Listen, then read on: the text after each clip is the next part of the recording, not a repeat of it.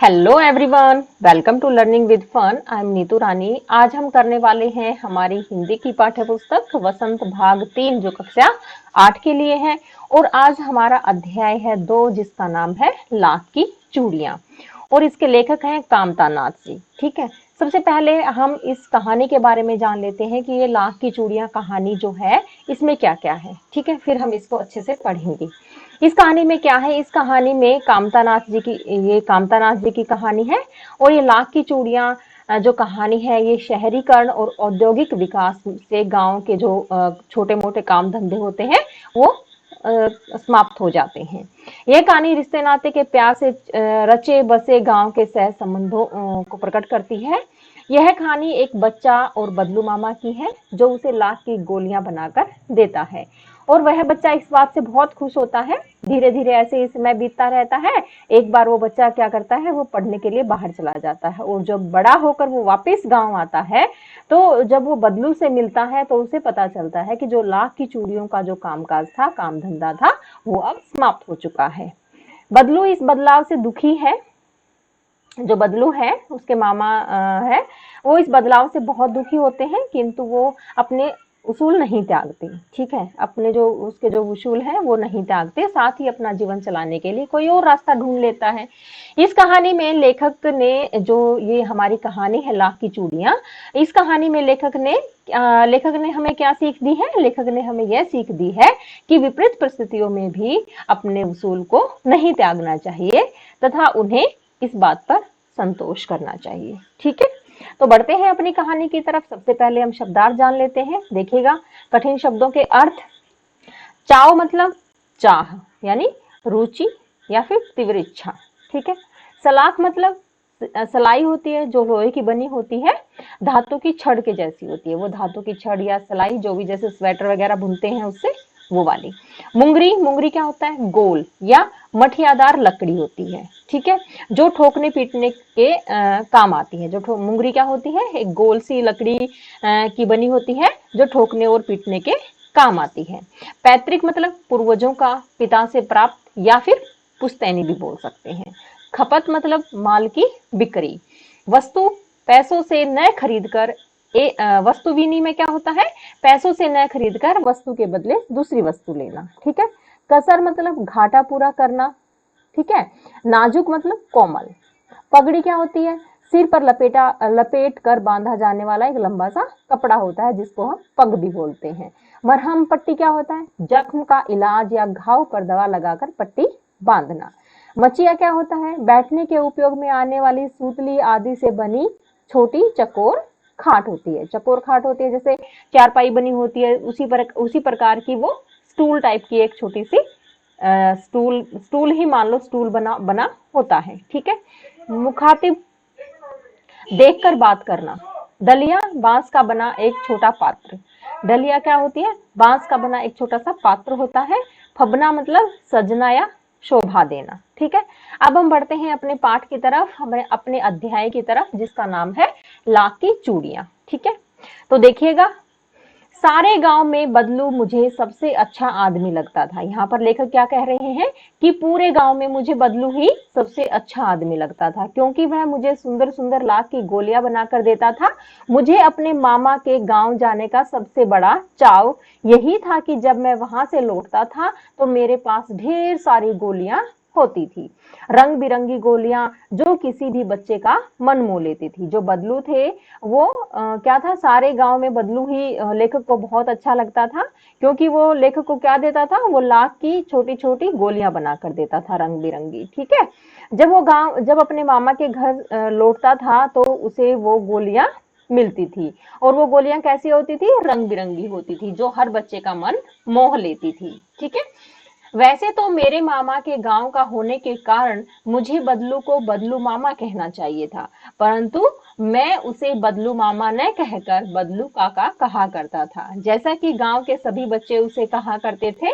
इसमें क्या है, इसमें जो बदलू है वो जो लेखक है उन्हीं के गांव का है। ठीक है, उन्हीं के गांव का है, तो वो क्या कहता है, गांव का होने के कारण मुझे बदलू को बदलू मामा कहना चाहिए था, उनके गांव का होने के कारण उसको बदलू को बदलू मामा कहना चाहिए था। परंतु सब बच्चे क्या कहते थे बदलू को? बदलू काका कहते थे। इसलिए लेखक भी क्या कहने लगे? उसको बदलू काका ही कहने लगे।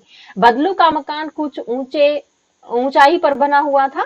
मकान के सामने बड़ा सा सहन था, जिसमें एक पुराना नीम का वृक्ष लगा था। सहन मतलब एक मतलब खुला जो आंगन टाइप बोलते हैं, वो था, जिसमें एक पुराना नीम का वृक्ष लगा था। उसी के नीचे बैठकर बदलू अपना काम किया करता था। मतलब उसके घर के सामने एक बहुत बड़ा आंगन था। आंगन में क्या था? एक नीम का पेड़ लगा हुआ था, और बदलू जो काम करते थे वो उसी पेड़ के नीचे बैठकर करते थे। ठीक है।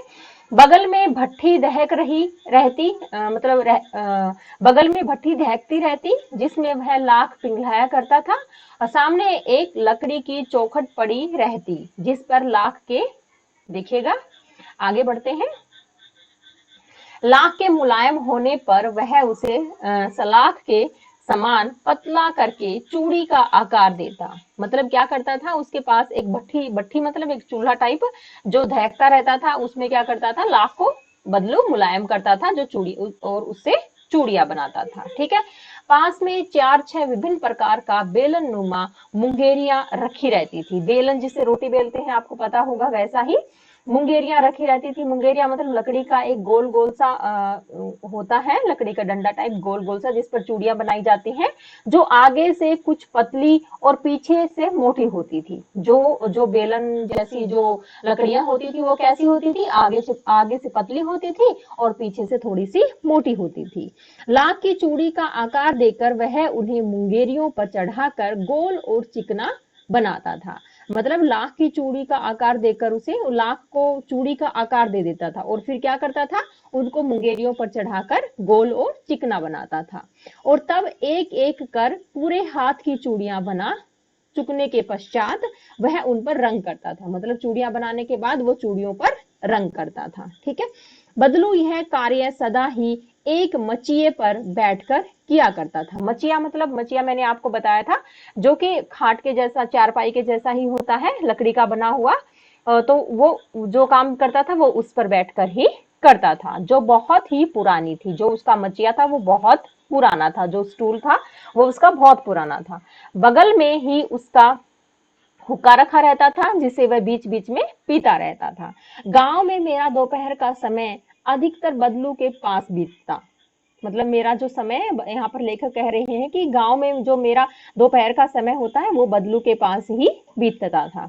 वह मुझे लल्ला कहकर कहा करता था। लल्ला मतलब लला, यानी लल्ला जैसे हम लल्ला बोलते हैं वैसे उसको लला कहा करता था। और मेरे पहुंचते ही मेरे लिए तुरंत एक मचिया मंगवा देता था। मचिया मंगवा देता था मतलब वो स्टूल के जैसा मंगवा देता था। मैं घंटों बैठे बैठे उसे इस प्रकार चूड़ियां बनाते देखता रहता था।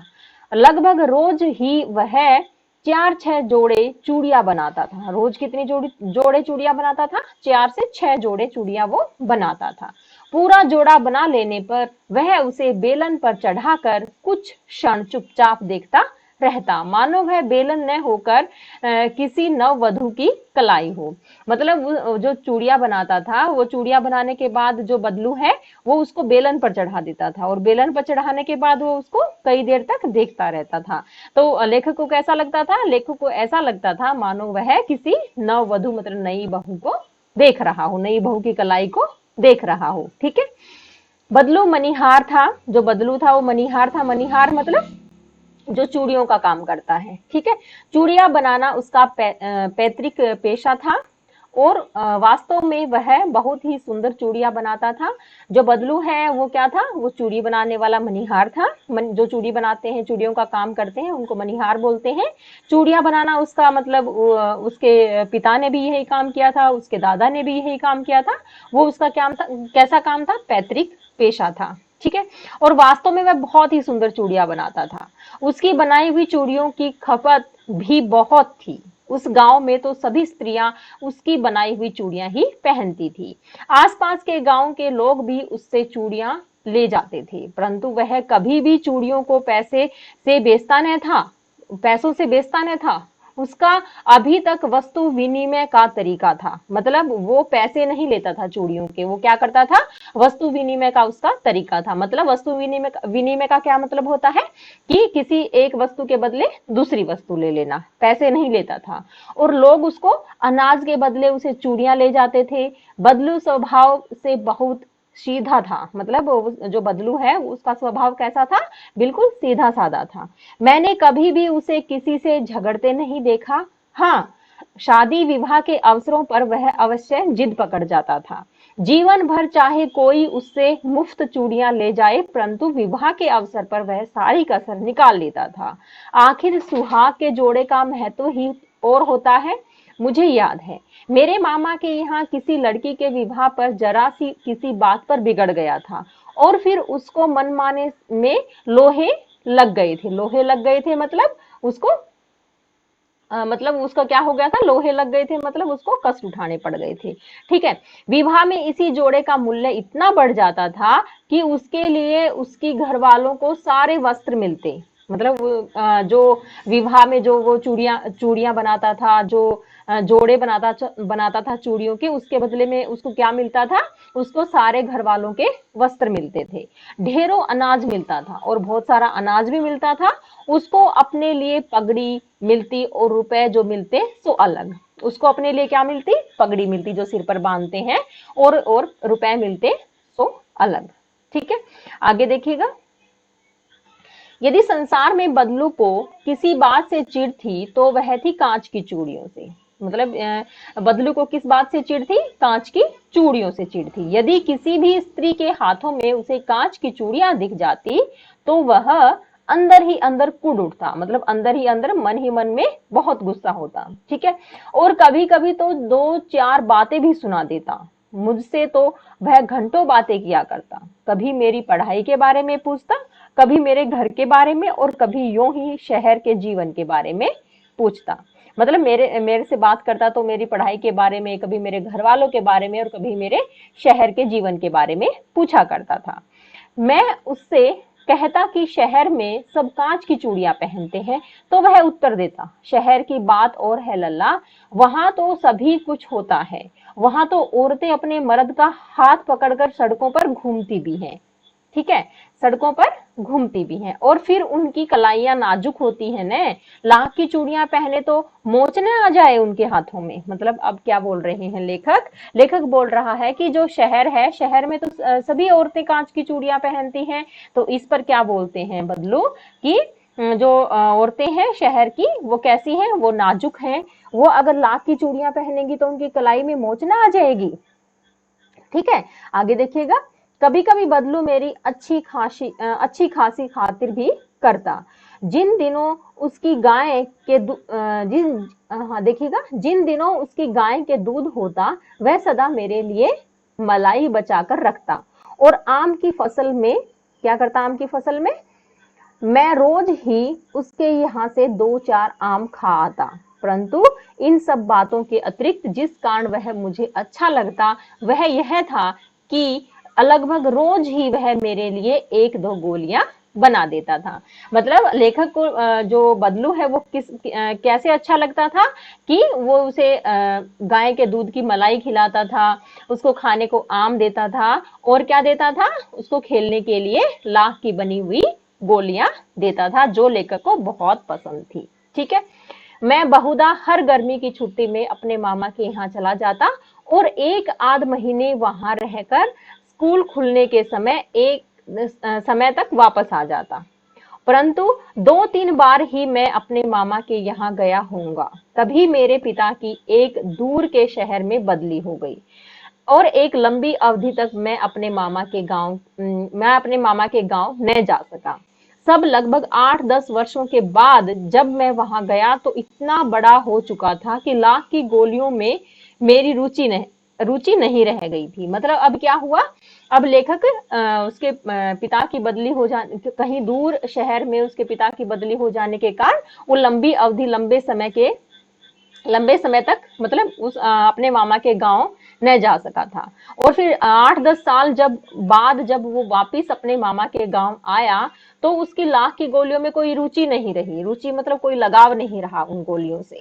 अतः गांव में होते होते हुए भी कई दिनों तक मुझे बदलू का ध्यान न आया। मैं अपने मामा के घर गया हुआ था तो भी मुझे कई दिनों तक बदलू का ध्यान नहीं आया। इस बीच मैंने देखा कि गांव में लगभग सभी स्त्रियां कांच की चूड़ियां पहने हैं। बिरले ही हाथों में मैंने लाख की चूड़ियां देखी। तब एक दिन सहसा मुझे बदलू का ध्यान हो आया। बात यह हुई कि बरसात में मेरे मामा की छोटी लड़की आंगन में फिसल कर गिर पड़ी और उसके हाथ की कांच की चूड़ियां टूटकर उसकी कलाई में घुस गई और उससे खून बहने लगा। मेरे मामा उस समय घर पर न थे, मुझे ही उसकी मरहम पट्टी करनी पड़ी। तभी अचानक से मुझे बदलू का ध्यान हुआ आया और मैंने सोचा कि उससे मिलकर आऊं।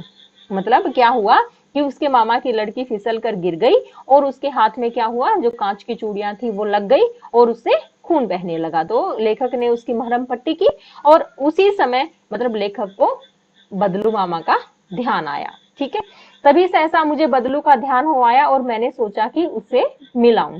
अतः शाम को मैं घूमते घूमते उसके घर चला गया। शाम को क्या किया मैंने, मैं घूमते घूमते बदलू के घर चला गया। बदलू वहीं चबूतरे पर नीम के नीचे एक खाट पर लेटा था। नमस्ते बदलू काका, मैंने कहा। लेखक ने कहा कि नमस्ते बदलू काका। नमस्ते भैया, उसने मेरी नमस्ते का उत्तर दिया और उठकर खाट पर बैठ गया। परंतु उसे मुझे पहचाना नहीं। परंतु उसने क्या किया, उसने मुझे पहचाना नहीं, मैं उसको पहचान में नहीं आया और देर तक मेरी ओर निहारता रहा, मतलब मेरी ओर देखता रहा। मैं हूँ जनार्दन काका, आपके पास से गोलियां बनवा कर ले जाता था। मैंने अपना परिचय दिया, मतलब लेखक ने अपने बारे में बताया। ठीक है, बदलू फिर भी चुप रहा, मानो वह अपने स्मृति पटल पर अतीत के चित्र उतार रहा हो। मतलब बदलू फिर भी चुप था, फिर भी उसको समझ में नहीं आ रहा था। और तब वह एकदम बोल पड़ा। क्या बोला? आओ आओ लल्ला बैठो, बहुत दिन बाद गांव आए।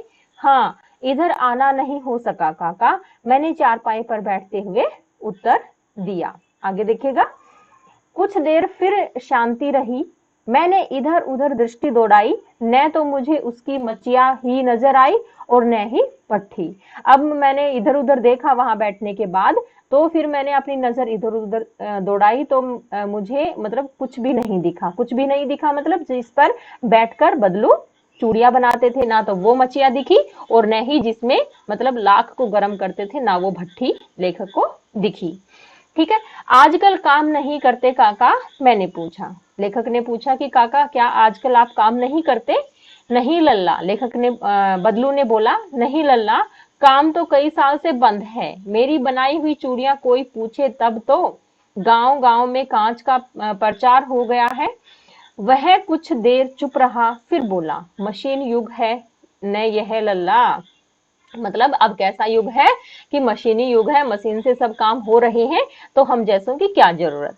आजकल सब काम मशीन से होता है, खेत भी मशीन से जोते जाते हैं और फिर जो सुंदरता कांच की चूड़ियों में होती है, लाख में कहाँ संभव है। ठीक है, लेकिन कांच बड़ा खतरनाक होता है, बड़ी जल्दी टूट जाता है।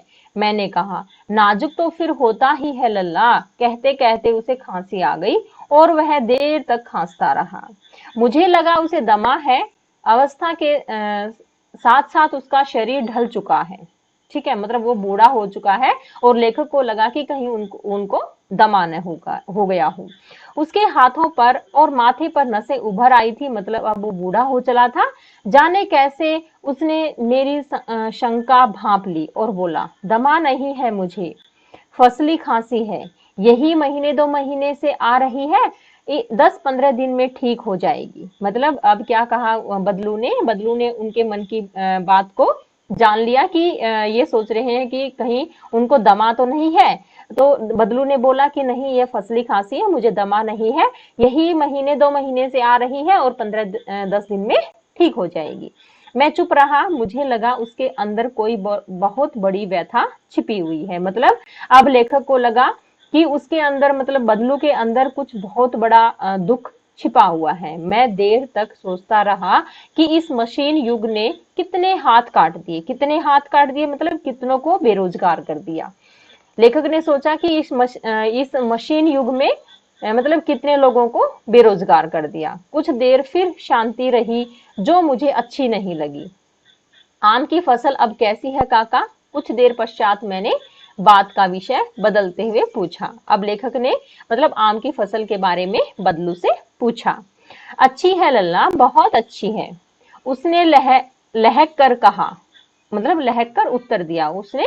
मतलब मतलब एकदम से जल्दी से उत्तर दिया और अंदर अपनी बेटी को आवाज दी, अरे रज्जो, लल्ला के लिए आम तो ले आ। फिर मेरी ओर मुखातिब होकर बोला, मतलब मेरी ओर मुंह करके बोला, अच्छी है लल्ला, बहुत अच्छी है, उसने लहक कर उत्तर दिया। लहक कर मतलब एकदम से उत्तर दिया और अंदर से अपनी बेटी को आवाज दी कि अरे ओ रज्जो, मतलब लल्ला के लिए आम तो ले आ। फिर मेरी और मुखातिब होकर बोला। मुखातिब होकर बोला मतलब मेरी ओर मुख करके बोला, मुंह करके बोला, माफ करना लल्ला, तुम्हें आम खिलाना भूल गया था। वाह वाह, बिना आम खिलाए कैसे जाने दूंगा तुमको। अब बदलू ऐसा बोल रहा है। ठीक है, देखिएगा। मैं चुप हो गया। मुझे वे दिन याद हुआए जब वह मेरे लिए मलाई बचा कर रखता था। गाय तो अच्छी है न काका? मैंने पूछा। मैंने मतलब लेखक ने गाय के बारे में पूछा कि गाय कैसी है काका? गाय कहाँ है लल्ला, 2 साल हुए बेच दी, कहाँ से खिलाता। इतने में रज्जो उसकी बेटी अंदर से एक डलिया से ढेर से आम ले आई। मतलब बहुत सारे आम डलिया में रख कर ले आई। यह तो बहुत है काका, इतने कहाँ खा पाऊंगा। मैंने कहा। वाह वाह, वह हंस पड़ा। शहरी ठहरे न, मैं तुम्हारी उम्र का था तो इसके चौगुने आम एक बखत में खा जाता था। मतलब अब बदलू कह रहे हैं लेखक को हंसते हुए कि शहरी ठहरे, अब शहर में रहने वाले बन गई हो ना, शहरी बन गई हो। अगर जब मैं तुम्हारी उम्र का था, तुम्हारी आयु का था, तो इतने मतलब 4 गुना आम उस समय में खा जाता था। आप लोगों की बात और है, मैंने उत्तर दिया। अच्छा बेटी, लला को 4-5 आम छांट कर दो, सिंदूरी वाले देना। देखो लला कैसे हैं। इसी साल यह पेड़ तैयार हुआ है। रज्जो ने 4-5 आम अंजुली में लेकर मेरी ओर बढ़ा दिए।